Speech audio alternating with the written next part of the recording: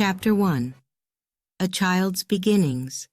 The Birth of a Dream. London.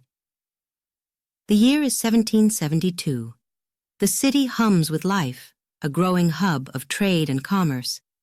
In the heart of this bustling metropolis, a boy is born. His name is David Ricardo. His story, one that will echo through time, begins not with wealth or fame, but with curiosity, with ambition. David, the third son of Abraham Ricardo, a successful stockbroker, was born into comfort, into privilege. The family lived in the vibrant streets of London, where opportunity and fortune seemed to be just around the corner. The clatter of horse-drawn carriages filled the air, mingling with the calls of merchants and the rustle of newspapers. London was alive. But for young David, there was always something missing.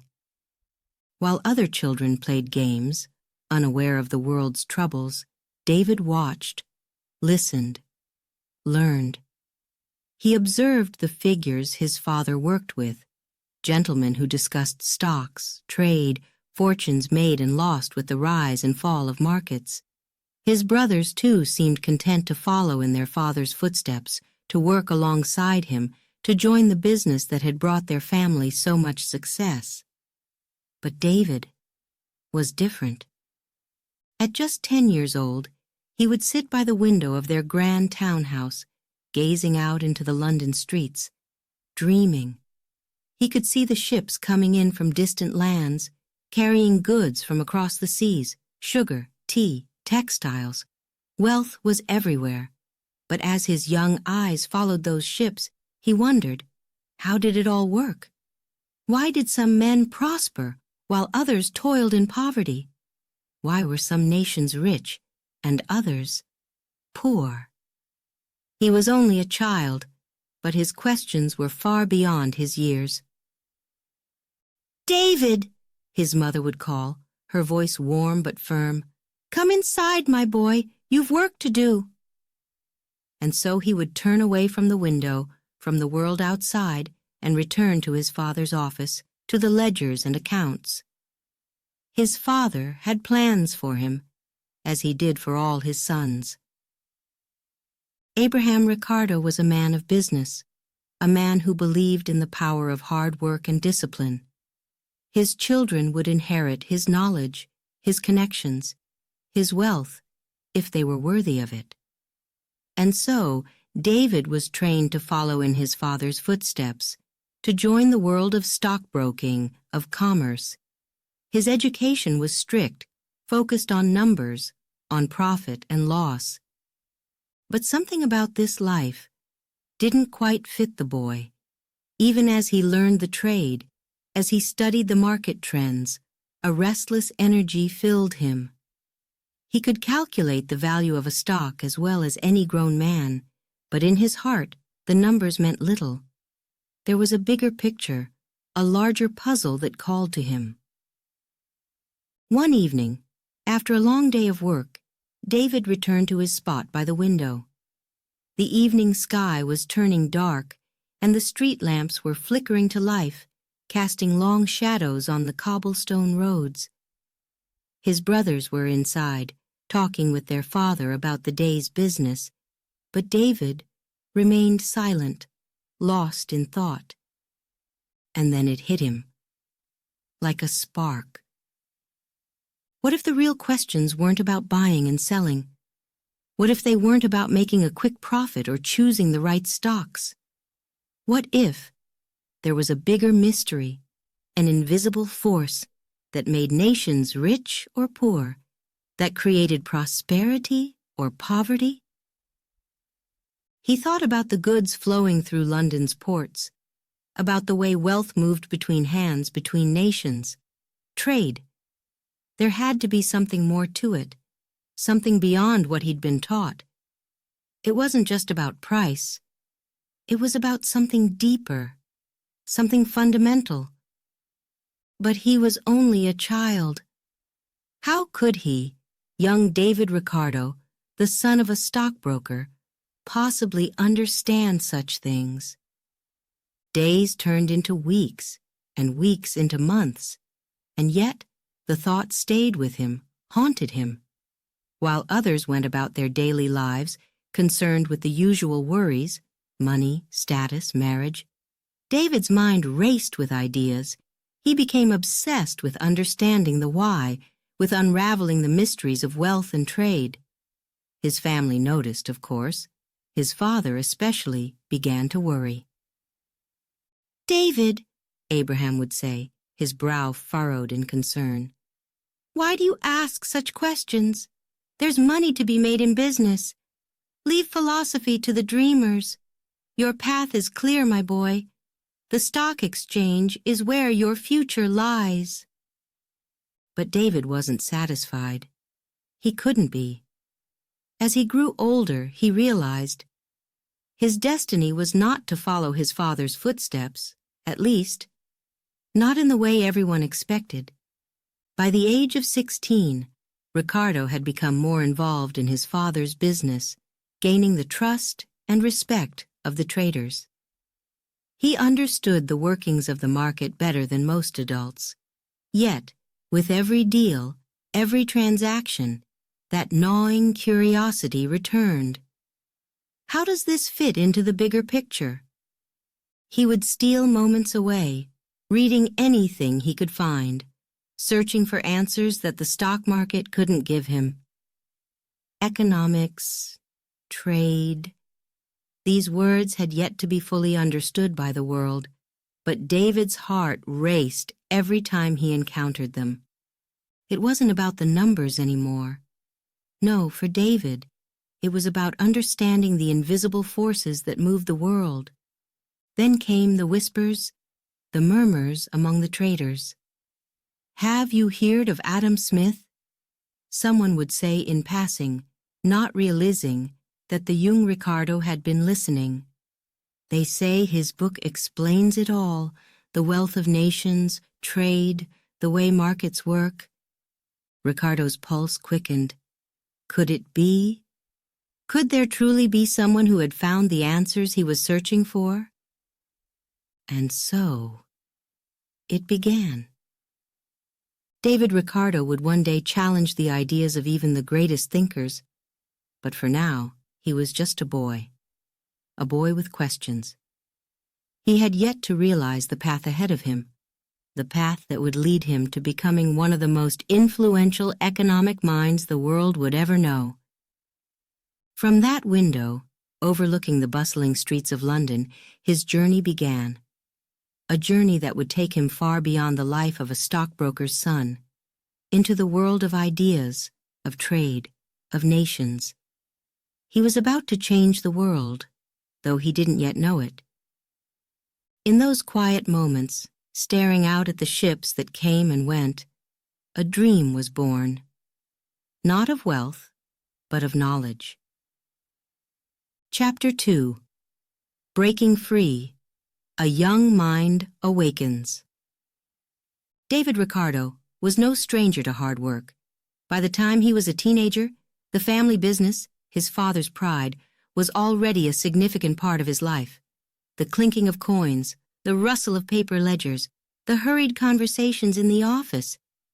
They became his world. But deep down, something was missing. David watched his father work tirelessly, day after day. Abraham Ricardo, a respected stockbroker, seemed to have everything figured out. The markets, the numbers, the deals, they all danced before his father's eyes, clear as daylight. And David, the obedient son, was expected to follow in those very footsteps. He sat with the ledgers, ran calculations, and memorized figures. He learned fast, faster than most, but with every task, his mind wandered. Why do prices rise and fall? Why does trade shift so suddenly between nations?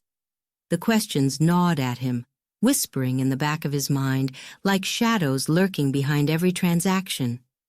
David kept quiet at first, afraid of what his father might say. Yet the more he learned, the more restless he became.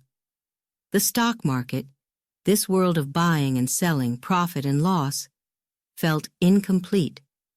There had to be something more, something deeper. It was a sunny afternoon in the heart of London. The chatter of merchants filled the air as traders gathered at the stock exchange, their voices rising and falling with each new deal. Inside the office, David worked alongside his father. The elder Ricardo's eyes were sharp, focused. "David, check the numbers again," his father's voice echoed. "Accuracy is everything in this business." David nodded, his hands moving swiftly over the papers, but his mind was elsewhere. What was it that made some countries rich while others struggled? Why did England thrive while others barely survived? The answers to these questions couldn't be found in ledgers. There had to be a larger, hidden force at play, one that no one else seemed to notice. He was only 17, but his thoughts were racing far beyond his years. The ledgers, the transactions, they weren't enough for him anymore. That evening, as the candles burned low and the day came to a close, David sat quietly by the fire. His father, content with the day's earnings, relaxed in his armchair. "Good work today, David," Abraham said with a satisfied smile. "Soon you'll take over this business, and you'll make it greater than I ever could." But David hesitated. "Father," he began, his voice soft, unsure, "don't you ever wonder why things happen the way they do? I mean beyond the numbers. Why are some countries rich and others poor? Isn't there a bigger truth behind all this?" Abraham looked at his son, surprised. "David, you're asking questions that don't have simple answers. We are stockbrokers, my boy. We focus on what we can control, the numbers. Leave the bigger questions to philosophers." But David couldn't. His heart raced with excitement, with frustration. "But Father," he insisted, "what if those bigger questions matter? What if understanding why can change everything we know about trade, about wealth?" His father's eyes darkened. "David," he said, his voice firm, "this is the path that has been laid out for you. Follow it. You'll be a great stockbroker. There's no need to chase after dreams that will lead you nowhere." Lead you nowhere.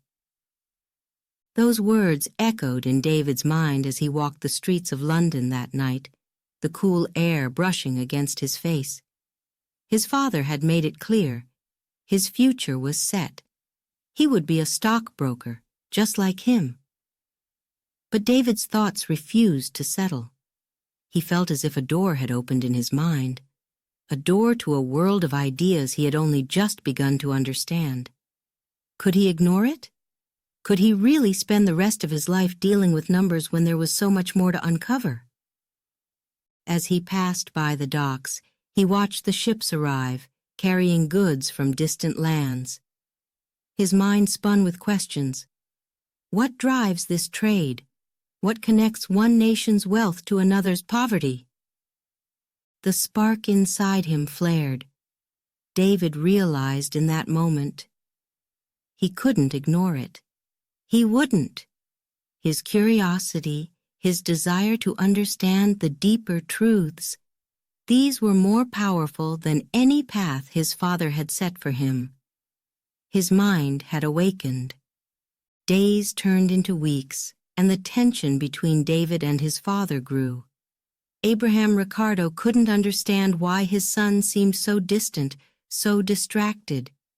David still did his work, but with every ledger he touched, every trade he observed, more questions bubbled up inside him. Why? Why? Why? One afternoon, David found himself standing before a small bookshop, its shelves filled with texts on philosophy, history, and economics. He had heard whispers of a book, one that explained the mysteries of wealth and trade.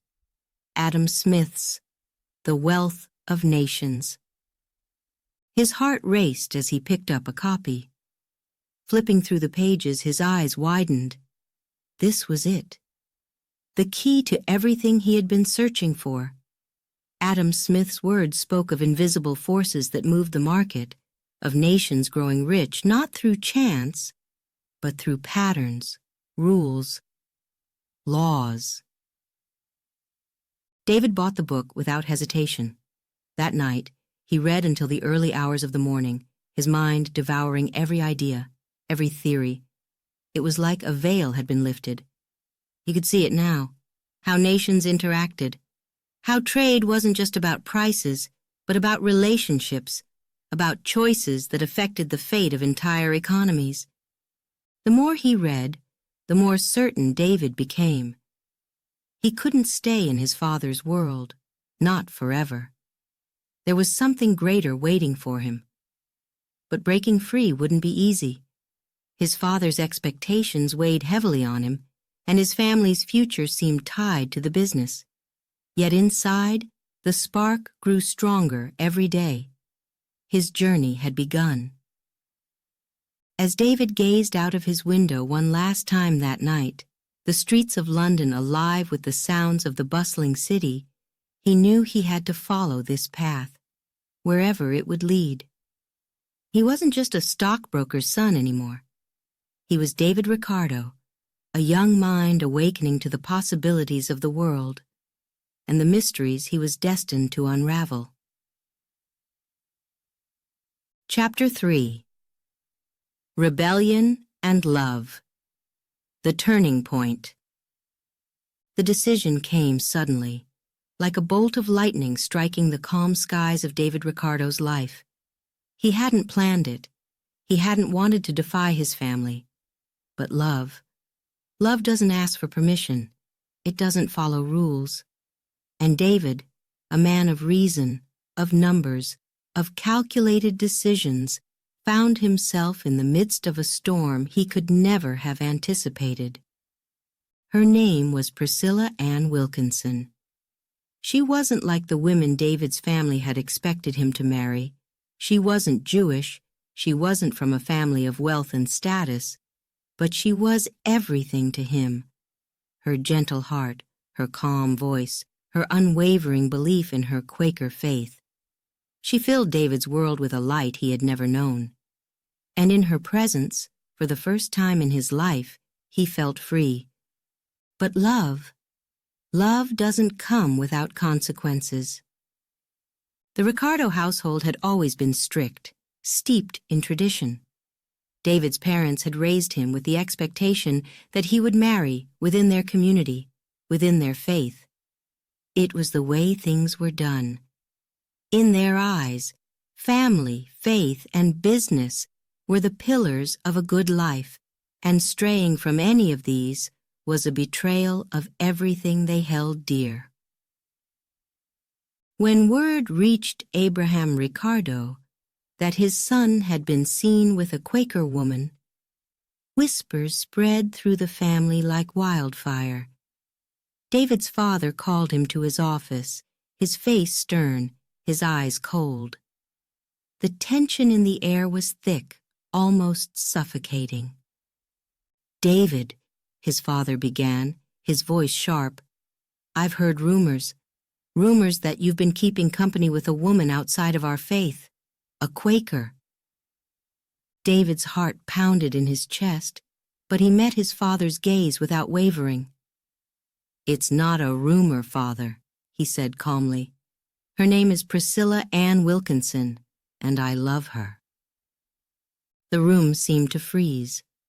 Abraham's expression darkened. His hands gripped the armrests of his chair, knuckles white. "Love?" he spat, his voice rising with anger. "Love has nothing to do with this, David. This is betrayal. You're turning your back on your family, on our people." David's throat tightened. He had known this moment was coming, but hearing his father's words, the weight of it all, was almost too much to bear. Almost.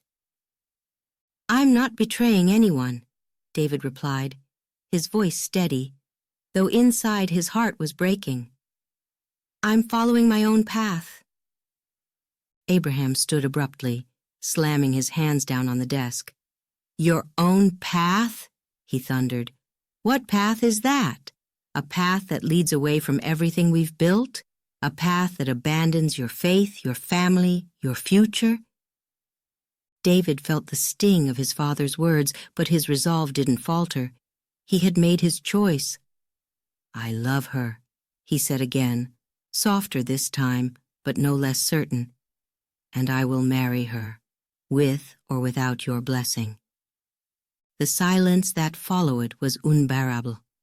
David's mother, standing quietly in the corner, finally spoke, her voice trembling with emotion.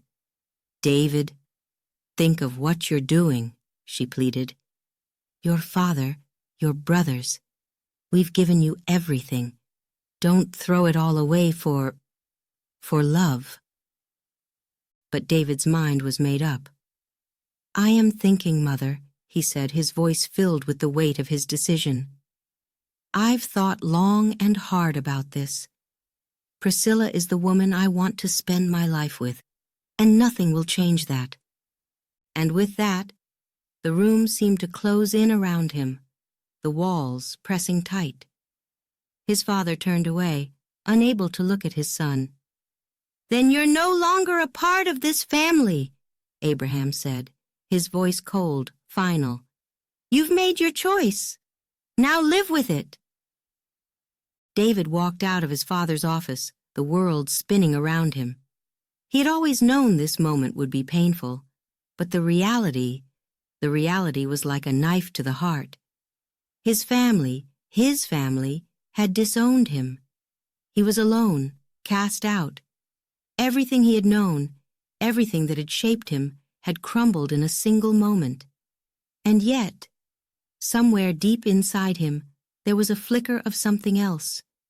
Freedom. He could hear the wind howling outside, as if the city itself knew the weight of what had just happened. The London streets were dark, cold, but David walked through them with a purpose. Priscilla was waiting for him. She was the reason he had made this choice, the reason he had risked everything. And as he approached her house, his heart swelled with a mixture of fear and hope. "David?" Priscilla opened the door, her eyes wide with concern. "What happened? What did your father say?" He didn't have to answer. The look on his face said it all. "They've disowned me," David said quietly, the words heavy with the finality of it. "I'm no longer welcome in their home. I've lost everything." But Priscilla, with tears in her eyes, took his hand and squeezed it gently. "You haven't lost everything," she whispered. "You still have me." In that moment, David felt something shift inside him. The pain of his family's rejection was still there, but it was joined by something else, determination. He had made his choice, and now there was no turning back. He had Priscilla by his side, and together they would face whatever came next. The days that followed were filled with uncertainty. David's family ties had been severed, and with them the safety net of wealth and comfort. He had been raised in privilege, trained to succeed in his father's business, but now he had to build his life from scratch. The doors of opportunity had closed, but David Ricardo was not a man to give up. He had never been. This was the turning point. His mind, restless and brilliant, could no longer be confined to the narrow world of stockbroking. He had always felt it, an ambition greater than himself, a need to understand the deeper forces at work in the world. And now, he was free to pursue that ambition without looking back. Priscilla's love gave him strength, but it was David's own drive that pushed him forward.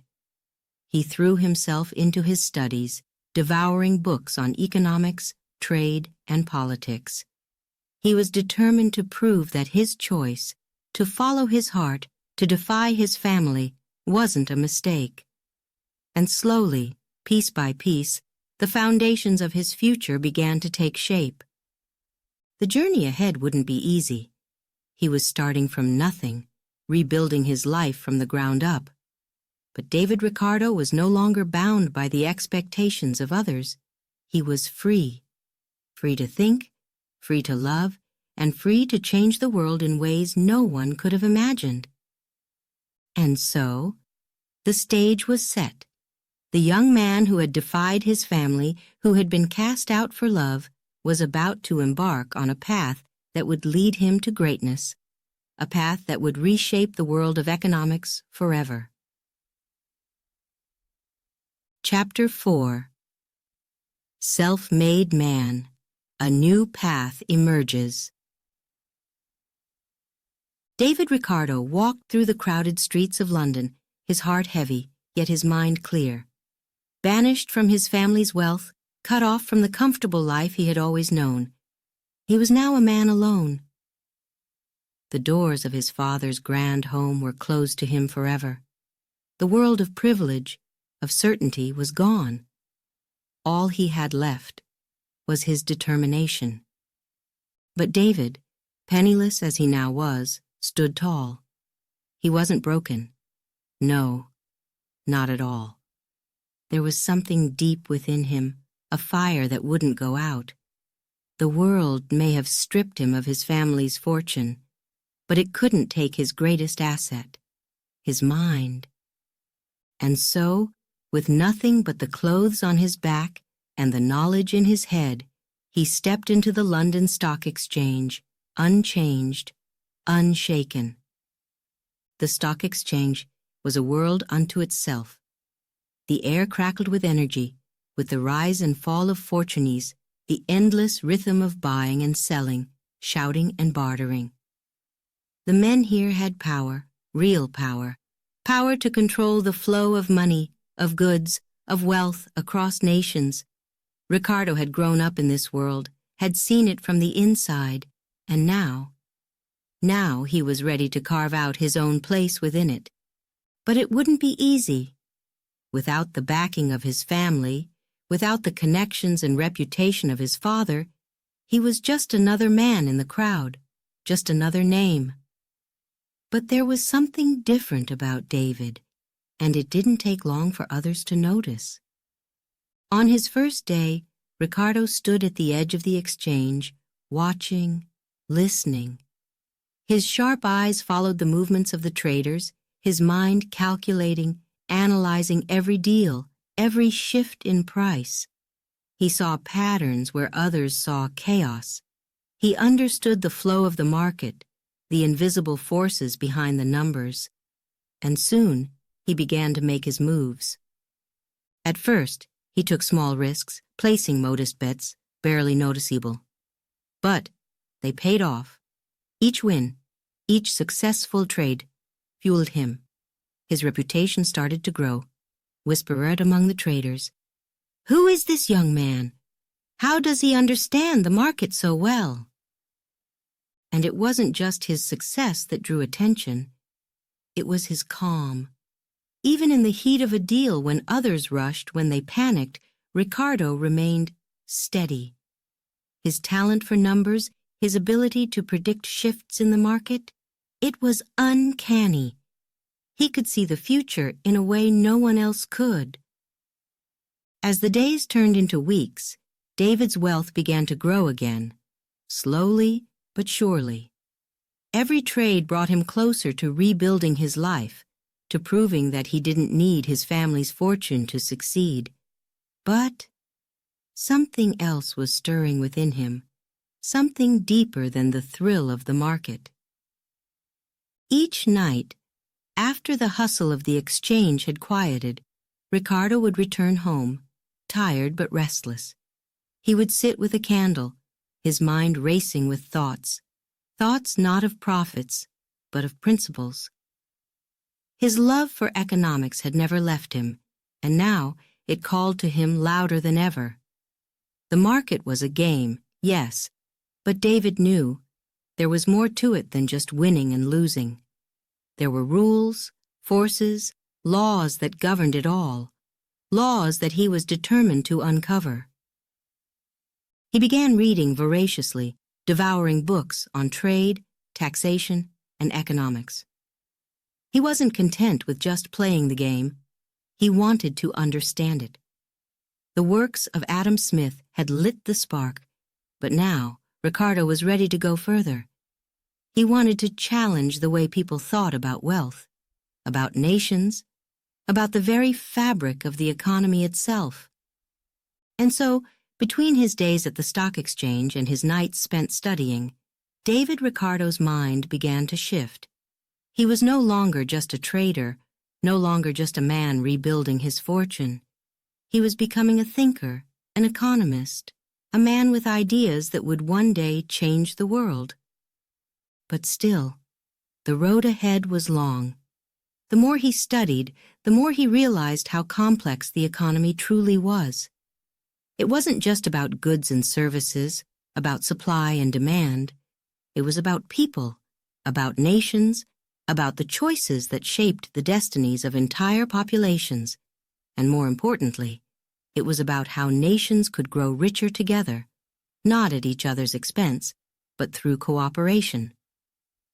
It was during one of these late nights that David stumbled upon an idea that would forever change his course. He sat at his desk, surrounded by books and papers, his candle burning low, when it hit him: comparative advantage. The theory, still forming in his mind, was simple yet revolutionary. It wasn't about who was best at producing something, but who was relatively better. Trade, Ricardo realized, wasn't about competition. It was about collaboration. Even if one nation was more efficient at producing everything, it could still benefit from trading with others. It was the difference in opportunity costs that mattered. His pulse quickened as he scribbled down notes, his heart racing with excitement. This was the key to unlocking the mystery of trade. But the world wasn't ready to hear it. Not yet. David's success at the stock exchange continued to grow, but in his heart, he knew there was something bigger waiting for him. He was no longer just a man looking to rebuild his fortune. No, he was a man on the verge of something much greater. Each day, as he made his trades, as he watched the market ebb and flow, he couldn't help but think about the ideas forming in his mind, the principles that could reshape the way people understood wealth. And yet, even with all his success, there was a sense of loneliness, of being an outsider in the world he inhabited. The other traders saw him as a brilliant mind, yes, but they couldn't see the storm brewing inside him.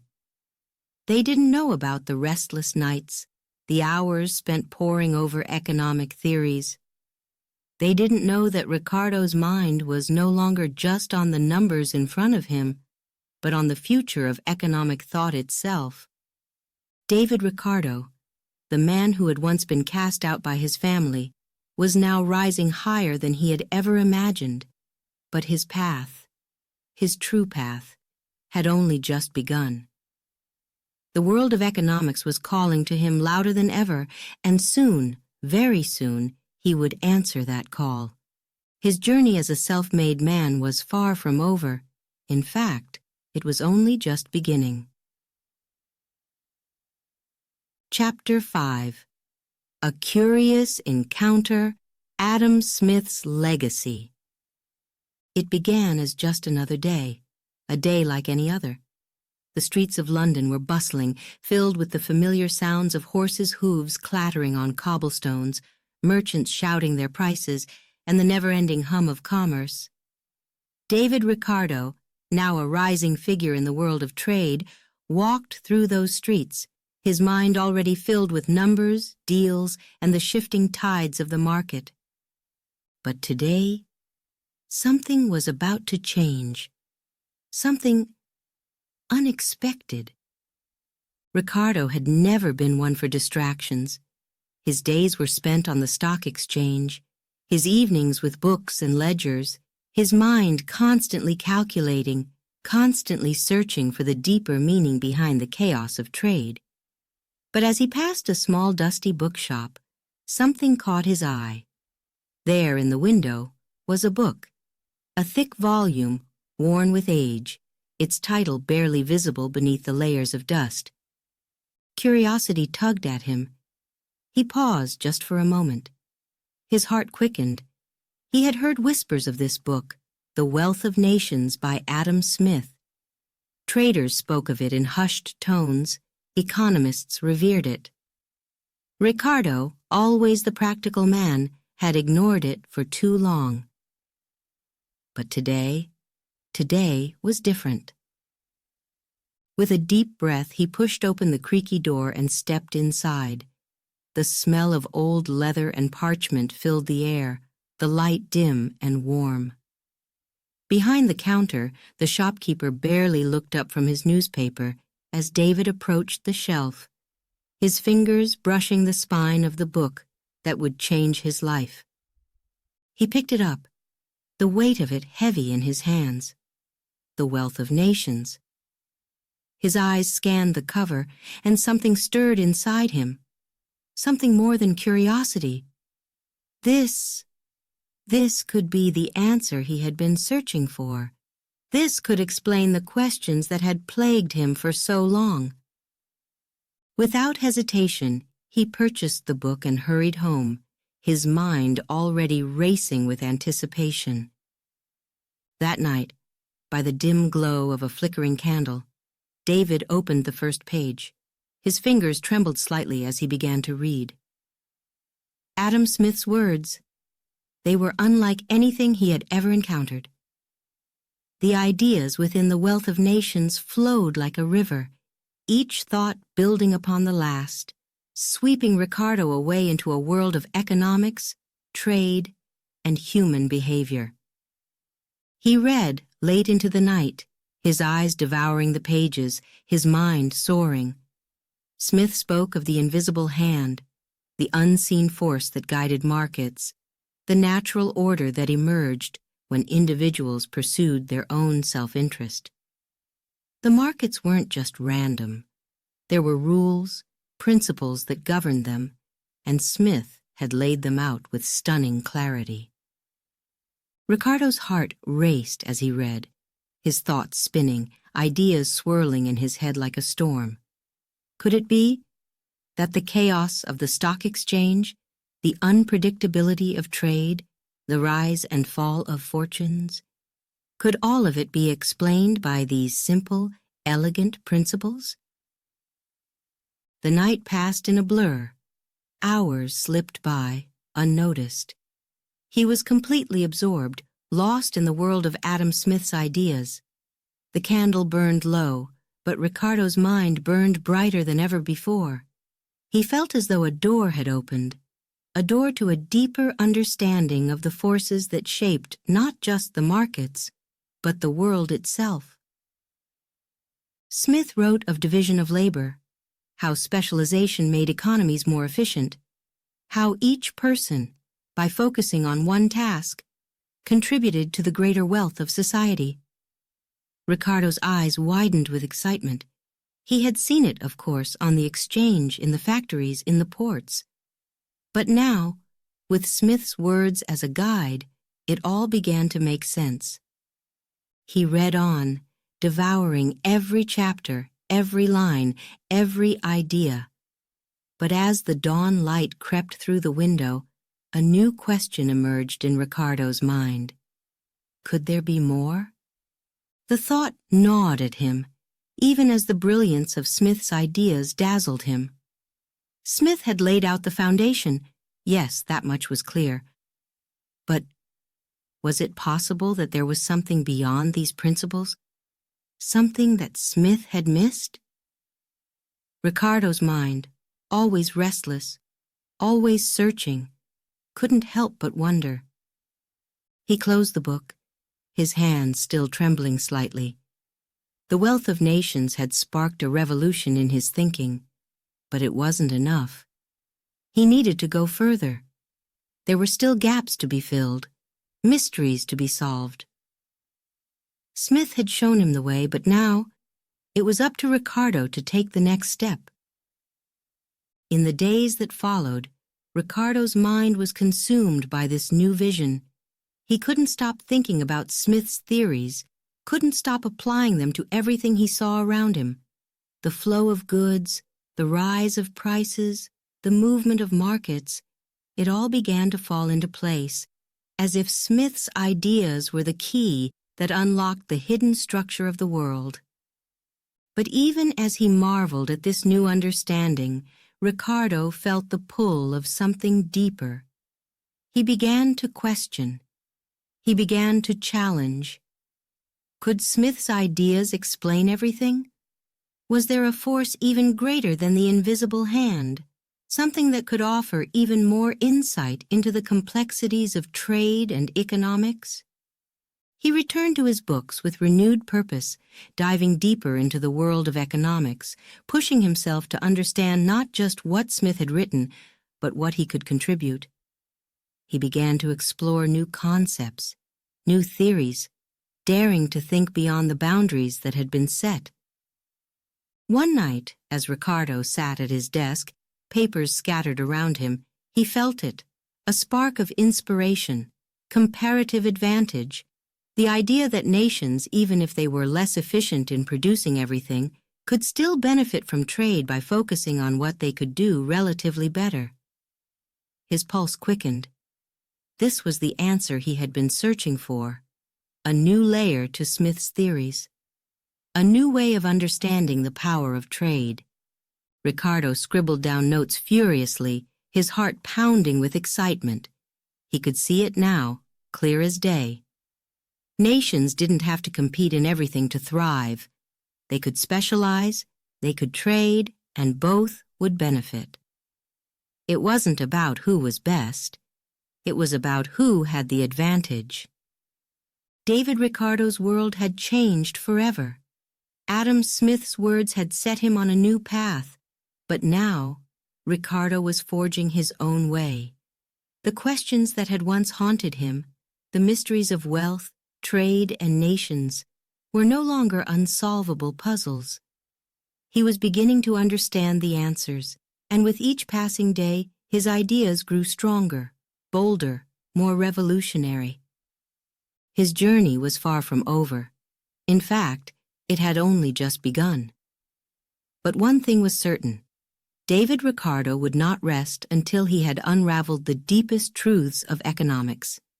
He was no longer just a man of trade, he was a man of ideas, and the world was about to take notice. Chapter 6. The First Insight, Labor and Value.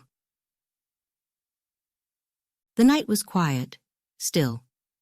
Only the faint crackling of a fire in the hearth and the flickering light of a single candle filled the room.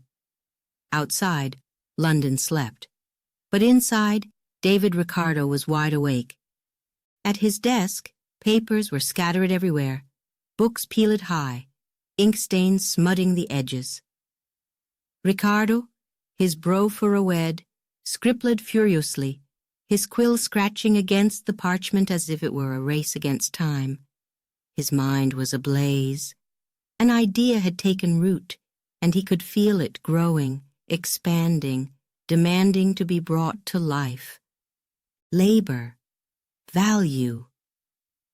The words echoed in his mind, growing louder with each passing moment. Could it be? Could the value of goods, the prices that govern the markets, all be tied to one thing, to labor? His pulse quickened as he scrawled more notes, his heart pounding in his chest. Was this the key? Was this the answer he had been searching for all along? It had started as just a thought, a fleeting question that had passed through his mind one evening as he observed the markets. He had seen prices rise and fall, goods being bought and sold, fortunes won and lost. But why? What was it that truly determined the value of something? Why was one thing worth more than another? He had always assumed, like many, that it was simply supply and demand, the whims of the market. But something about that answer, it didn't sit right with him. It wasn't enough. There had to be more to it. There had to be a deeper truth. And then it hit him. Labor, the time, the effort, the work that went into producing something. Could that be it? Could that be the invisible force that determined value? The more he thought about it, the more it made sense. A good wasn't valuable simply because people wanted it. It was valuable because of the labor that had gone into making it, the human effort that had brought it into existence. Ricardo's heart raced. His quill moved faster, his hand barely able to keep up with the flood of ideas pouring from his mind. Every product, every commodity, every good, all of them, required labor. And the more labor something took, the more valuable it was. The pieces were falling into place. He could feel it. But then, doubt crept in. Ricardo paused, the quill hovering above the paper. Could it really be so simple? Could the value of goods be reduced to nothing more than the labor required to produce them? His mind raced with questions, with uncertainties. What about rare goods? What about land or natural resources? Was labor really the only factor? His thoughts tumbled over one another as he considered the complexity of the market, the countless variables at play. But still, his intuition told him there was truth in this idea. Labor, he realized, wasn't the only factor, but it was the primary one. It was the foundation upon which value was built. Without labor, there would be nothing. No goods, no products, no wealth. Ricardo's hand resumed its furious writing. His notes filled page after page as he worked through the implications of his discovery. If labor determined value, then what did that mean for the way economies functioned? What did it mean for the way wealth was distributed, for the relationship between workers and owners, between nations? Hours passed. The candle flickered, its flame dancing in the darkness, casting long shadows across the room. Ricardo, lost in thought, barely noticed. His mind was racing, his heart pounding in his chest as the enormity of his discovery began to sink in. This could change everything. If labor was the source of value, then economics wasn't just about numbers and markets. It was about people. It was about the workers who toiled in the factories, the farmers who tilled the land, the craftsmen who shaped raw materials into goods. Their labor wasn't just a cost of production, it was the very thing that gave those goods value. His hands trembled as he wrote. This was more than a theory. This was a revelation. Ricardo could see it now, clear as day. The world of economics, the world of wealth and trade, wasn't just about capital or resources, it was about labor. But then, the doubt returned. Ricardo leaned back in his chair, his eyes scanning the pages of notes before him. Would anyone listen? Would anyone care? The world of economics was dominated by established theories, by men who believed in the power of markets, of supply and demand. They weren't interested in the deeper truths that Ricardo had uncovered. Would they even understand? He could already hear the voices of critics in his head, dismissing his ideas as too simplistic, too radical. Value is subjective, they would say. People buy goods because they want them, not because of the labor behind them. But Ricardo knew. He knew there was more to it than that. The market was not just a reflection of desire. It was a reflection of labor. His heart pounded with a mixture of excitement and fear. He had stumbled upon something revolutionary, something that could reshape the way people thought about economics. But the question remained, would anyone listen? Ricardo stood, pacing the room, his mind still racing with ideas. He couldn't let this go. He couldn't just keep this discovery to himself. He had to share it with the world, even if that world wasn't ready to hear it. He had to write, to publish, to challenge the accepted wisdom of the day. The markets would rise and fall, fortunes would be won and lost, but Ricardo's ideas, his ideas, could last forever. This was more than just a theory about value. It was a theory about the way the world worked, about the forces that shaped society, about the truth behind the wealth of nations. And so, with renewed determination, Ricardo returned to his desk, his quill poised once more over the paper. He would write, he would refine his ideas, challenge them, test them, and then, when the time was right, he would release them into the world. The candle flickered again, its flame growing dimmer, but Ricardo's mind burned brighter than ever. The discovery of labor's role in determining value was just the beginning. There were more insights to come, more ideas to explore. His journey had only just begun, and the world of economics would never be the same. Would anyone listen? Perhaps not at first, but they would. Eventually, they would. Chapter 7. A World in Conflict, War and Opportunity. Europe was in turmoil. The drums of war thundered across the continent as Napoleon Bonaparte's ambitions swept through nations like wildfire. Borders shifted, alliances broke, armies marched, and everywhere there was chaos. But in that chaos, for some, there was also opportunity. David Ricardo, now a successful investor, watched as the Napoleonic Wars shook the foundations of Europe.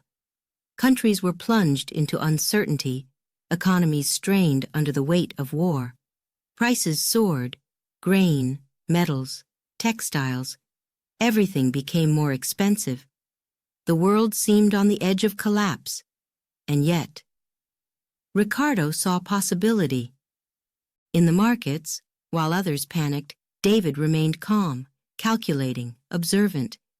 He knew how to read the signs, how to follow the movements of goods, how to anticipate the impact of war on trade. The war may have been tearing Europe apart, but for Ricardo, it was also creating opportunities to invest. And invest he did. As nations struggled, demand for resources grew and prices skyrocketed. Ricardo's investments began to soar. His wealth multiplied at a staggering pace. While the world around him descended into uncertainty, he thrived. But as the money piled up, something else stirred within him. His drive, his passion for understanding economics grew stronger, louder. It was no longer about making money. It wasn't about stocks or bonds, not anymore. Ricardo's mind had latched onto something far more profound. How do nations work? How does war reshape the flow of wealth? How does an economy survive, even thrive, when the world is burning around it? One cold morning, as he sat in his office, watching the latest reports come in from across Europe, Ricardo's thoughts drifted beyond the immediate gains. Yes, he had made money, but why? What was it that allowed him to prosper while others suffered? He studied the reports, looking at the movements of goods, the rise in grain prices, the effects of blockades and trade disruptions. His mind raced with questions. What drove these prices? What forces, invisible yet undeniable, controlled the flow of wealth in times of war. Ricardo realized it wasn't just about supply and demand. There was something deeper, something structural, shaping the way nations traded, the way they interacted in times of peace and in times of conflict. Could war itself be a force that changed the rules of economics? As the war raged on, Ricardo's wealth continued to grow. His investments were strategic, timely. He had an instinct for the markets that few could match. But as the money poured in, Ricardo found himself strangely unsatisfied. The figures in his bank account no longer gave him the thrill they once did. His mind was elsewhere, consumed by larger questions. What made one nation rich and another poor? How did war shift the balance of power between countries? And more importantly, could there be a way to understand these forces, to predict them, even in the chaos of conflict? One evening, as he sat in his study, surrounded by papers, maps, and reports from the war front, an idea began to take shape. He realized that nations weren't just isolated entities trading goods. They were deeply interconnected. And war, far from destroying those connections, often intensified them. Even when borders were drawn in blood, the economy continued to pulse, to move, to adapt. Ricardo's mind raced. He could see it now, how the war had created new opportunities for trade, how nations, in their desperation, had found ways to keep the flow of goods moving. Smugglers, secret deals, underground markets. The war had opened new channels, new paths for wealth to travel. And Ricardo, he was right there, following the money, understanding the game. But it wasn't enough. He needed to go further. He needed to dive deeper into the heart of these economic forces. His thoughts turned once again to his theory of comparative advantage, the idea that nations could benefit from trade even when one was more efficient than the other. But now, he wondered, could this theory apply in times of war as well? Could it explain the way nations continued to grow rich even while battling for survival? The question consumed him. He spent days, nights, weeks studying the patterns, the movements of wealth between countries at war. He corresponded with traders, with fellow economists, searching for answers, for clues that could explain what he was seeing. And slowly, the pieces began to fall into place. War, Ricardo realized, didn't just disrupt economies, it transformed them. It revealed the underlying strengths and weaknesses of nations. It exposed how wealth moved, not just through peace, but through conflict. And it was all tied back to labor, to value, to the principles he had been developing all along. His heart raced as he connected the dots. War was not just a force of destruction. It was also a force of economic evolution. Nations that understood how to trade, how to harness their comparative advantage, could thrive even in the most difficult of times. And those that didn't, they were doomed to fall. Ricardo scribbled furiously, his quill dancing across the paper as his thoughts crystallized into new insights, new theories. He was no longer just an investor, no longer just a man growing rich from the chaos of war. He was a thinker, an economist on the verge of uncovering something that could change the world. But with each new revelation came a question. Would the world listen? Ricardo's theories were complex, challenging the conventional wisdom of the time. Nations, especially those at war, were focused on survival, not on economic theories. Would they care? Would they understand what he was trying to say? Ricardo shook off the doubt. He had come too far to turn back now. The wealth he had gained from the war was only the beginning. His mind was set on something far greater: understanding. He wasn't just a participant in the game of economics anymore. He was rewriting the rules. The Napoleonic Wars had reshaped Europe, but they had also reshaped Ricardo's mind. He now saw the world through a different lens, a lens of interconnectedness, of opportunity even in chaos. Nations, he realized, were like traders in a vast, complex market, each one seeking to maximize their own advantage. And he was the one who would explain how it all worked. And so, with the war still raging around him, Ricardo's journey continued. His wealth grew, but more importantly, so did his understanding. He had unlocked something powerful, something that went beyond profit and loss, beyond the rise and fall of prices.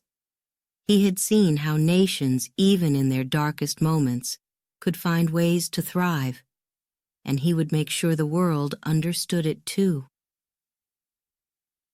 David Ricardo wasn't just a man of the markets anymore.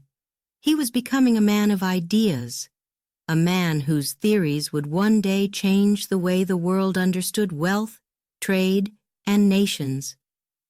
The war had opened the door, and now there was no turning back. Chapter 8. The Great Debate: Ricardo Meets Malthus. The room was still, but the air electric. Two men stood across from each other, their eyes locked, their minds sharpened like blades.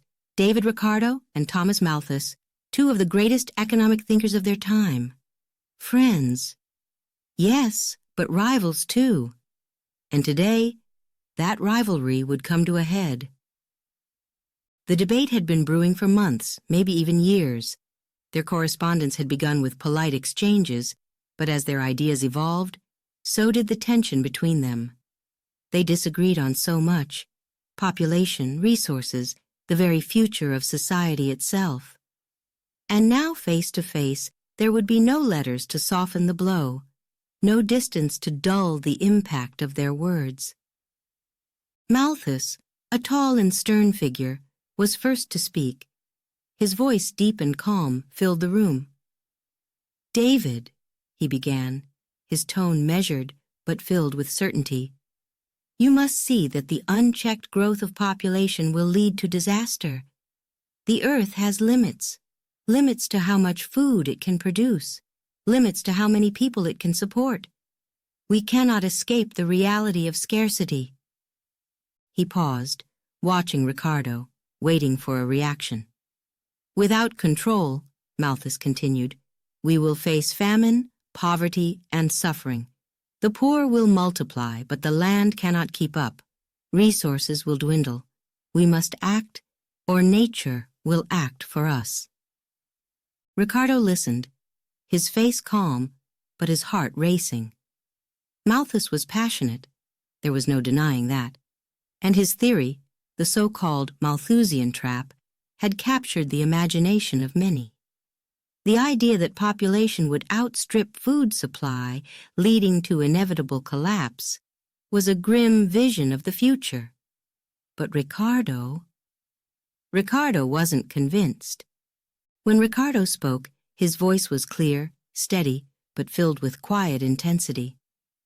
"Thomas," he said, "I understand your concerns about population, but you're missing something vital. The market, the economy, is not a static thing. It grows. It adapts." He leaned forward, his eyes never leaving Malthus. "Trade," he continued, "allows nations to exchange what they need, to specialize, to grow beyond the limits of their own resources. It's not just about land and food. It's about innovation, about the power of human ingenuity. The market, Thomas, can solve these problems." Malthus frowned, his jaw tightening. "You're too optimistic, David. You put too much faith in the market. It cannot create more land, more food, more resources. At some point, the system will break. The poor will suffer first, as they always do. You can't rely on trade to fix what nature will inevitably destroy. Ricardo's pulse quickened. The debate was only just beginning. The room felt smaller now, as if the weight of their words was pressing in from all sides. Their ideas clashed like swords, each one striking at the other's core beliefs. Ricardo, ever the defender of markets, believed in the power of trade, in the ability of human beings to find solutions through commerce and exchange. Malthus, on the other hand, saw a world bound by natural limits, a world where population would always outpace food production, leading to inevitable catastrophe. The debate became more heated. "The power of markets?" Malthus scoffed, his voice rising. "And what of the poor, David? What happens to them when food prices rise, when the rich grow wealthier and the masses starve? Your markets can't save them. Your theories are cold, heartless." Ricardo's jaw tightened, but he didn't flinch. "Thomas, I care as much about the poor as you do," he said firmly, his voice now tinged with frustration. "But I believe in solutions that go beyond just limiting population growth. Innovation, free trade, these are the keys to prosperity. You talk about scarcity as if it's inevitable, but look at the advancements we've already made. Machinery, agriculture, new methods of production are emerging every day. We can feed more people, produce more goods, if we embrace the power of the market." The intensity in the room was palpable. Neither man would back down. Malthus's face was set in a grim expression as he leaned in, his voice low but firm. "You put too much faith in human progress, David. Nature doesn't care about our innovations. At the end of the day, people will still need food, and there is only so much the land can provide. What happens when we hit that limit? What happens when the population continues to grow and there's not enough to go around?" Ricardo, feeling the heat rise in his chest, responded quickly. "And what happens if we stop innovating, Thomas? What happens if we don't trust in the ingenuity of mankind? You see limits, I see possibilities. You see famine, I see trade opening up new worlds, new opportunities." Malthus shook his head, a look of frustration crossing his face. "Possibilities? Trade? You think that nations can just trade their way out of scarcity? Not every country has the luxury of abundant resources, David. Not every nation can rely on trade to solve its problems." Ricardo's eyes flashed with determination. "No, but every nation can benefit from comparative advantage. Nations don't need to be rich in everything. They just need to specialize in what they do best. That's the beauty of trade, Thomas. It allows nations to cooperate, to lift each other up, even in times of scarcity." The room fell silent for a moment, the tension hanging thick between them. They were both right, in their own way. Malthus's fears of overpopulation and scarcity were grounded in real concerns, while Ricardo's belief in the power of trade and innovation offered a more hopeful vision for the future. But this wasn't just an intellectual battle. It was personal. Both men were fighting for their vision of the world, one filled with limits, the other with possibilities, and the stakes couldn't have been higher. Malthus, with his head slightly bowed, broke the silence. "David, I don't doubt your intelligence, I don't doubt your passion, but we must prepare for the worst. If we don't take control of population growth, if we don't acknowledge the limits of the Earth's resources, we will face disaster." Ricardo, his voice softer now but no less firm, replied, "And I don't doubt the seriousness of your concerns, Thomas, but I believe in progress. I believe in the ability of humanity to solve even the most difficult problems. The future is uncertain, yes, but I would rather face it with hope than with fear. The debate, intense and passionate, had no clear victor. Ricardo stood by his belief in markets, in the power of trade and innovation to overcome scarcity. Malthus, ever the cautious realist, continued to warn of nature's limits and the dangers of unchecked population growth. Their friendship would survive this clash, but their ideas would continue to battle in the minds of economists for centuries to come. As they parted ways that evening, both men knew that their arguments were far from over. The world was changing, and so too were the challenges it faced. But one thing was certain. Ricardo and Malthus had each made their mark on the future of economics, and the ideas born in this great debate would shape the way nations thought about wealth, resources, and human progress for generations. Chapter 9. A Theory Unveiled. The Power of Comparative Advantage. The moment had arrived. After years of study, debate, and relentless questioning, David Ricardo was on the verge of revealing the idea that would forever change economics. His mind had wrestled with complex questions of trade, wealth, and production, and now it all came together in a single, stunning insight. The concept was simple, yet revolutionary. It wasn't about which nation was best at producing everything. No. It was about who could do things relatively better. A new theory had been born: comparative advantage. Ricardo paced the floor of his study, his hands clasped behind his back, his heart pounding with excitement.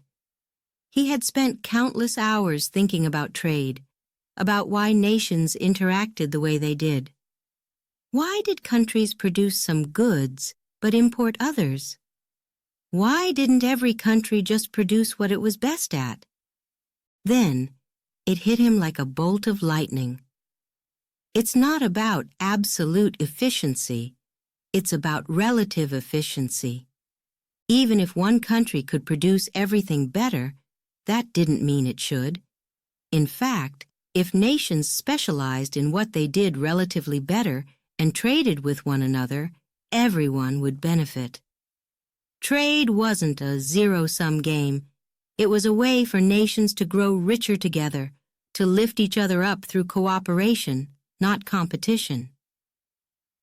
That night, by the dim glow of a flickering candle, Ricardo put pen to paper. His heart raced as the words flowed, his ideas becoming clearer with every stroke of the quill. The principle of comparative advantage, a theory that explained why trade worked, why it was so much more powerful than anyone had ever realized. Imagine two nations, he wrote, one that is better at producing both wine and cloth. But even if this nation is more efficient, it should focus on what it produces best, and let the other country focus on what it produces relatively better. By trading, both nations will benefit. He paused for a moment, his pulse quickening. The clarity of the idea was breathtaking. It was simple, yes, but its implications were profound. This was more than just a theory of trade. It was a vision of how nations could prosper through cooperation, how economies could thrive not by isolating themselves, but by working together. Ricardo's quill scratched against the paper as he continued.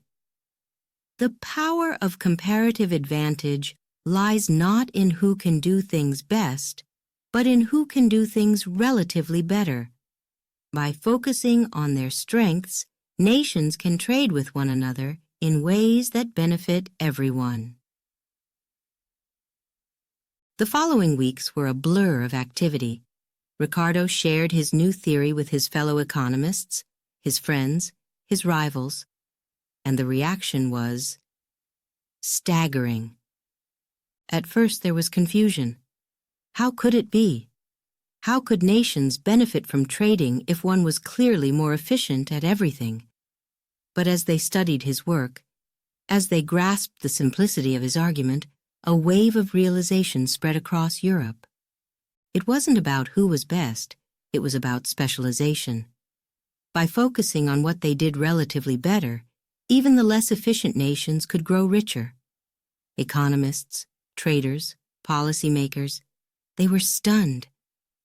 Ricardo had done it. He had unlocked a new way of thinking about trade, about wealth, about the future of nations. Ricardo's theory spread quickly. Economists marveled at its elegance, at its ability to explain the complexities of trade with such clarity. Nations didn't have to compete in everything. They could specialize, they could cooperate, and by doing so, they would all grow richer together. One letter after another arrived at Ricardo's doorstep. Praise from fellow scholars, questions from leaders of industry, requests for explanations from curious traders. The world was buzzing with excitement as Ricardo's theory sent shockwaves through the halls of power and knowledge. In the coffee houses of London, intellectuals debated the implications.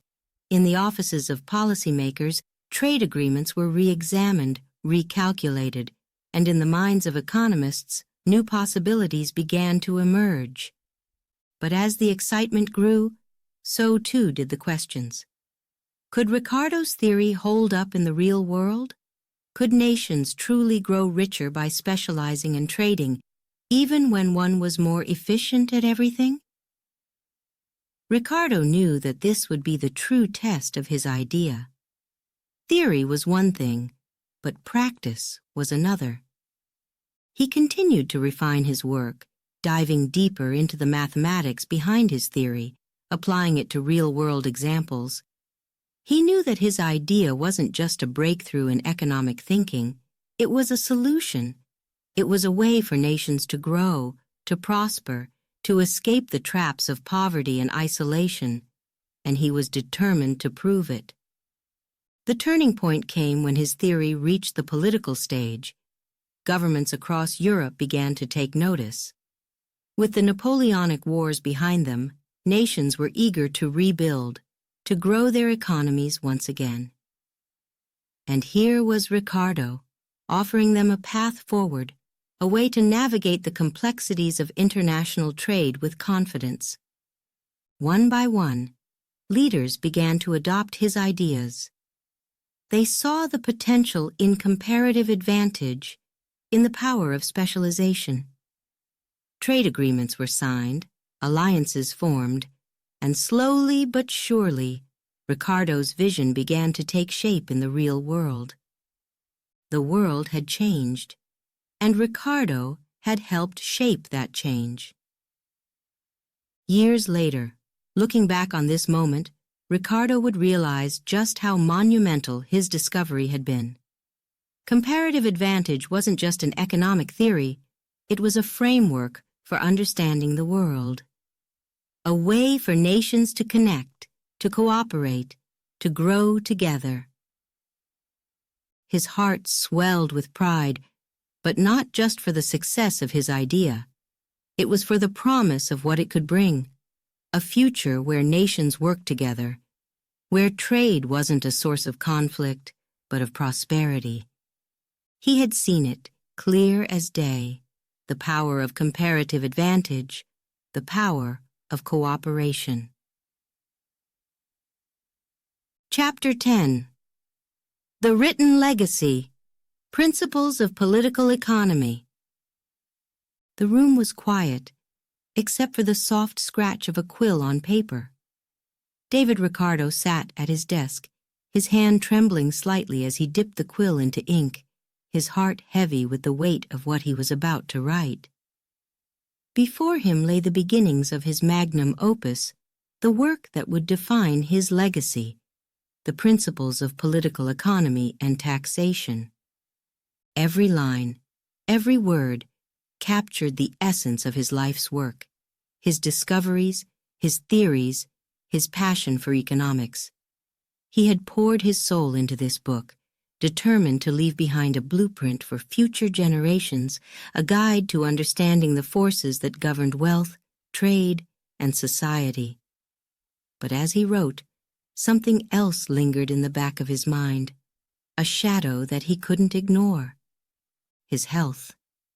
It was slipping away. Ricardo leaned back in his chair, taking a deep breath, his chest tightening with each inhale. He could feel it. Time was running out, but he couldn't stop. Not now. There was too much at stake, too much he needed to share before it was too late. His body may have been weakening, but his mind was still sharp, still full of fire. And that fire drove him forward, even as the whispers of decline grew louder. With a sigh, he bent over the paper once more, his quill gliding across the page, each stroke deliberate, precise. In this book, Ricardo explained everything: rent, wages, trade, the distribution of wealth. He had spent years studying these subjects, debating them, refining his ideas. Now, at last, he was putting it all down for the world to see. He wrote of rent, how landowners, simply by owning land, could extract wealth from society. He explained the rise of rents as demand for land grew, pushing the cost higher and higher. He wrote of wages, how the price of labor was determined by the supply of workers and the demand for their skills. And he wrote of trade, the very foundation of his comparative advantage theory, showing how nations could grow richer by specializing and exchanging goods. But with every stroke of the quill, Ricardo felt a growing urgency. His hand trembled as he wrote, his breath shallow. He could hear the whispers, his family, his friends worried about his health, concerned that he was pushing himself too hard. But they didn't understand. They couldn't. He had to finish this work. He had to leave something behind that would last, something that would outlive him. He pushed through the pain, his focus never wavering. The words flowed from him like a torrent, each one building on the last. He explained the concept of diminishing returns, how as more labor and capital were applied to land, the yield would eventually decrease. He explored the relationship between profits and wages, showing how they were linked, how the rise of one could mean the fall of the other. It was all connected: land, labor, capital, trade. The entire economy was a web of relationships, and Ricardo, with this book, was pulling back the curtain, revealing the intricate workings of the system for all to see. But as the days passed, Ricardo's health continued to decline. He could feel it in his bones, the fatigue weighing on him like an anchor. His once strong hands, now shaking, struggled to keep pace with the thoughts racing through his mind. There was so much left to say, so much more to explain. He couldn't stop now. Not yet. The world outside his study seemed far away, distant, as if time itself had slowed. The only thing that mattered now was the book in front of him. He was creating something that would last, something that would endure long after he was gone. And still, the whispers grew louder. He could hear them in the halls of his home, quiet conversations between his loved ones, voices filled with worry. "He's working too hard," they said. "He needs rest." But Ricardo ignored them. He couldn't afford to rest, not with so much left to do. As the final pages of his manuscript began to take shape, Ricardo's mind turned to the future. He knew that this book, The Principles of Political Economy and Taxation, would stir debate, would challenge the thinkers of his time. His ideas about rent, wages, trade, they were controversial, radical even. but he believed in them with every fiber of his being. Would the world listen? Would anyone care? He couldn't be sure. But that didn't matter. What mattered was that he had put it all down, that he had given the world something to think about, to build upon. He thought of his debates with Malthus, of their passionate discussions about population, scarcity, and the future of society. This book would stand as his answer to those debates, his contribution to the great questions of their time. Where Malthus saw limits, Ricardo saw possibilities, and with this book, he hoped to show the world what he had seen. At last, the final line was written. Ricardo set down his quill, his hand shaking, his breath unsteady. He looked at the pages before him, the culmination of years of work, of thought, of passion, the principles of political economy and taxation, his legacy. But even as he stared at the manuscript, a pang of doubt crept into his mind. Would this be enough? Had he done all he could? Had he truly captured everything he wanted to say? He didn't know. But he did know one thing. He had given everything he had to this work. Every ounce of strength, every last bit of energy had gone into these pages. Ricardo leaned back in his chair, his eyes heavy with exhaustion. The whispers were no longer distant. They were all around him now, growing louder with every passing day. His health was failing. Time was slipping away. But as he closed his eyes, a sense of peace washed over him. He had done it. He had created something that would live on, something that would inspire future generations, that would shape the way the world understood economics. His work was complete. The whispers continued. But Ricardo, he was no longer listening. His masterpiece was finished, and with it, his legacy was secure. The world would change because of what he had written, and that, for him, was enough. The name David Ricardo would echo through the halls of history, not as a wealthy man, not as a trader, but as a thinker, as the man who had unlocked the mysteries of political economy. Chapter 11. The Final Debate. Ricardo's Last Days. The sun was setting, casting a warm golden glow through the windows of David Ricardo's study. He sat in his chair, looking out at the world he had helped shape. The papers on his desk were still, the ink dry. His masterpiece, The Principles of Political Economy and Taxation, had been written, published, finished. And yet, as his body weakened, as the days slipped away, one final question loomed large in his mind. Had he done enough? It was a debate, one that played out not with rivals or colleagues, but within himself.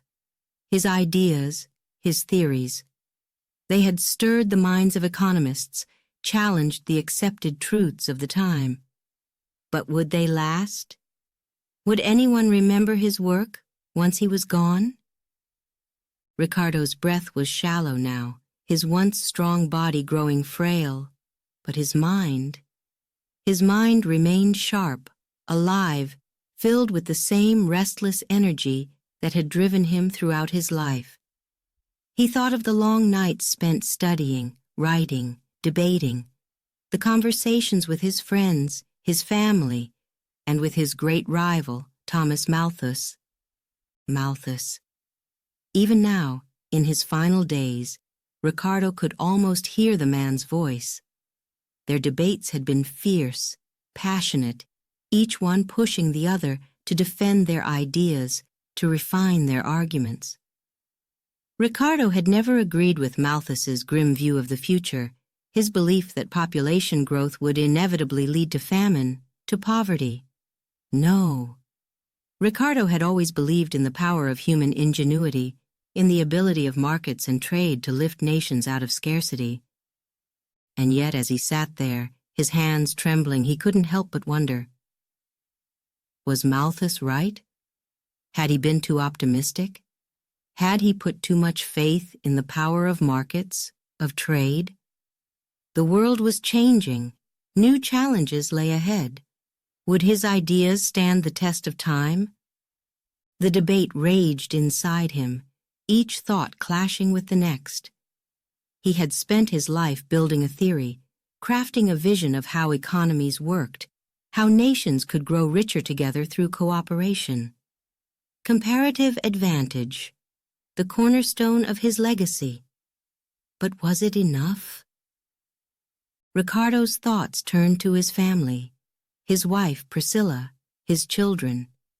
They had stood by him, supported him, even as he poured every ounce of himself into his work. But had he given enough of himself to them? He had spent so much time in his study, so many hours lost in thought, in theory.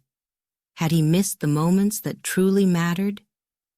His heart ached with the weight of these questions. He had been a man of ideas, yes, but had he been a good father, a good husband?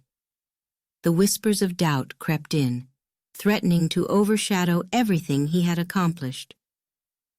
As the shadows in the room grew longer, Ricardo closed his eyes, his mind wandering back through the years. He saw himself as a young man, filled with ambition, with curiosity. He had defied his family's expectations, married the woman he loved, built a fortune on the stock exchange, and then he had walked away from it all, not for money, but for ideas. His love of economics, of understanding the world, had driven him to pursue something greater than himself. And now, as his journey neared its end, he wondered if the world would remember him for what he had truly been, a man of thought, of vision. Would the future generations understand what he had tried to achieve? Would they see the value in his work, in the principles he had so carefully laid out? The room was quiet, save for the soft ticking of a clock on the mantel. Ricardo's thoughts turned to his legacy. He thought of the economists who would come after him, the students who would read his work, who would challenge it, build upon it. He had opened a door, but the journey was far from over. His ideas, his theories, they would live on. But would they evolve? Would the world continue to explore the path he had begun to chart? A faint smile crossed his lips as he thought of the future. He could almost see it. New debates, new discoveries, new minds picking up where he had left off. And in that moment, he felt a sense of peace. He had done enough. His work was complete. But the ideas, the questions, they would never be finished. His thoughts drifted back to Malthus one last time. The two men had been rivals, yes, but they had also been friends. Their debates had shaped both of them, pushing them to think harder, to question more deeply. Ricardo wondered if Malthus had found peace in his own final days. Did he, too, wonder if his work would last? But there was no bitterness in Ricardo's heart now, no sense of unfinished business. He had made his contribution, left his mark on the world. And in the quiet of that room, as the sun dipped below the horizon, he knew that was all he could ask for. The sun had set, the room bathed in twilight. Ricardo's body, weakened by illness, had little strength left, but his mind, ever the explorer, continued to search for answers, to grapple with the questions that had defined his life. And though his journey was ending, he knew his ideas were only just beginning. The principles he had laid down would stand as a foundation for future generations. Economists would debate, dissect, and build upon his work, but the spark he had ignited would never go out.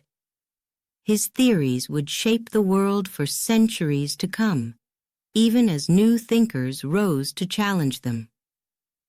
Ricardo's time on this earth was almost over, but his legacy would endure. His journey may have reached its final chapter, but the story of his ideas was only just beginning. And with that thought, Ricardo closed his eyes, a sense of calm washing over him. His work was done, and he was at peace. Chapter 12. The Immortal Idea. Ricardo lives on. And so, the man is gone. David Ricardo, whose brilliant mind once soared with ideas, whose hands once crafted the very theories that would reshape the world, is no longer. His journey has ended. But his ideas, his vision, his genius, they remain. They continue to ripple through time, influencing, shaping, and guiding the course of nations. The name David Ricardo has become more than just a name. It's a legacy. And that legacy begins with one idea, one revolutionary insight that would forever change the way we understand trade, economics, and the wealth of nations. Comparative advantage. The world moves on, but Ricardo's theory remains at its core. Nations trade, economies grow, and leaders across the globe look to Ricardo's work as a guiding light. It was his genius that revealed a simple truth, one that would stand the test of time. Trade is not about who is the best, who produces the most, who can dominate. No, it's about who can do things relatively better. Even as new challenges arise, as global markets evolve, the power of comparative advantage stays steady, unshaken. Ricardo's theory showed the world that even when one country is more efficient at producing everything, trade can still make everyone richer, everyone better off. By specializing in what they do best, nations can cooperate, not compete. And in that cooperation lies prosperity. The impact of this idea is enormous. Look around, from the bustling ports of Shanghai to the vibrant markets of New York City, from the agricultural fields of Brazil to the technology hubs of Japan. Trade flows, goods move, economies rise and fall. And behind it all, quietly guiding the movement of wealth across borders, is Ricardo's immortal insight.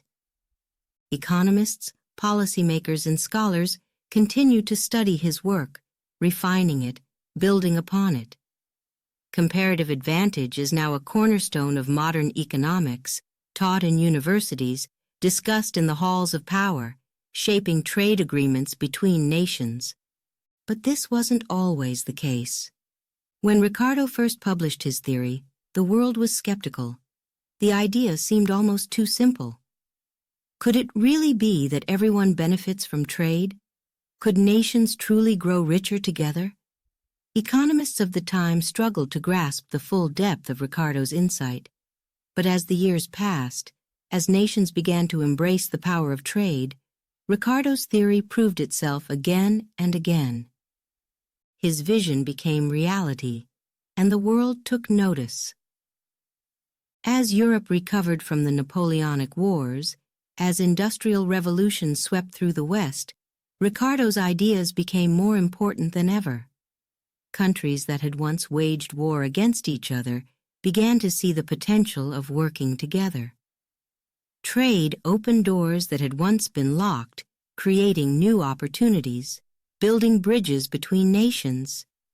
And even now, in the modern age, Ricardo's ideas continue to thrive. Think of it, when two countries, vastly different in resources, in culture, in capacity, come together to trade, both benefit. The more efficient nation focuses on what it does best. The other, though less efficient overall, specializes in what it can produce relatively better. They exchange, they grow, they prosper. It is not a competition, but a partnership, one that has shaped the world economy for centuries, and one that will continue to shape it for centuries more. And at the heart of it all, at the very core of this system, is David Ricardo. His name lives on, not just in books or academic journals, but in the daily lives of people across the globe. The products we buy, the food we eat, the clothes we wear, all of it is touched by the invisible hand of Ricardo's ideas. When nations trade, when economies flourish, Ricardo's legacy breathes life into those moments. But his contributions weren't just about trade. No, Ricardo's work went deeper. He examined the roots of wealth, the foundations of economies. His insights into rent, wages, and profits continue to influence the way we understand the distribution of wealth, the relationships between workers, landowners, and capitalists. He revealed the complex dance between land, labor, and capital, showing how each one played a role in the ever-evolving story of economies. And yet, it is his theory of comparative advantage that truly stands out. It's the idea that defines him, that immortalizes him. Nations continue to seek his wisdom, though many do not even know his name. His theory is now woven into the very fabric of modern economics, into the agreements that bind nations together. Ricardo's voice, though silent, echoes in every trade deal, every tariff discussion, every economic policy that reaches across borders. And so, the man may be gone, but his influence is eternal. David Ricardo lives on, not in flesh, but in ideas, in the principles that guide nations toward prosperity. His work, his brilliance, has transcended time. He gave the world a gift, an understanding of how we can grow, not by dividing, but by uniting. Not by competing, but by cooperating. The sun may have set on his life, but the light of his ideas burns bright, illuminating the path forward for all who follow in his footsteps. Economists, scholars, leaders, they all stand on the shoulders of Ricardo. And as the world continues to change, as new challenges arise, his ideas will remain, guiding, inspiring, shaping. David Ricardo's journey may have come to an end, but his story is far from over. And that, dear listener, is how the man who once sat in a quiet study, scribbling by candlelight, came to shape the very world we live in. His name, his vision, his genius live on, eternal. The world will never forget David Ricardo.